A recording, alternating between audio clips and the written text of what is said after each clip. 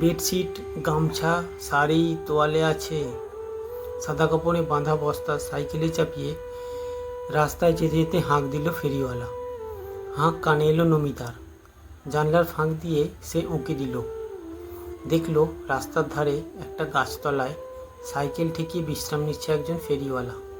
কদিন আগে থেকে প্রলয়কে বলেছে একটা বেডশিট আনার জন্য, আনেনি। সে দরজা খুলে বাইরে বেরোলো। দেখতে পেয়ে ফেরিওয়ালা বলল, দিদি, ভালো ভালো শাড়ি, বেডশিট, গামছা, তোয়ালে আছে, লাগবে নাকি? নমিতা হাত নেড়ে ডাকলো। ফেরিওয়ালা সাইকেল ঠেলে বাড়ির সামনে এগিয়ে এসে বস্তা খুলে দিয়ে বলল, দেখুন দিদি, কোনটা পছন্দ? পছন্দ করে একটা বেডশিট কিনল নমিতা। দরদাম করে ঠিক হলো 330 টাকা। নমিতা টাকা এনে ধরে দিতে ফেরিওয়ালা বলল, দিদি, একটা অনুরোধ ছিল। এই গ্রামের রাস্তায় কোথাও খাবারের দোকান দেখতে পাইনি। খুব খিদে পেয়েছে। আপনাকে 30 টাকা দিতে হবে না, 300 দিলেই হবে। বিনিময়ে কিছু খেতে দেবেন?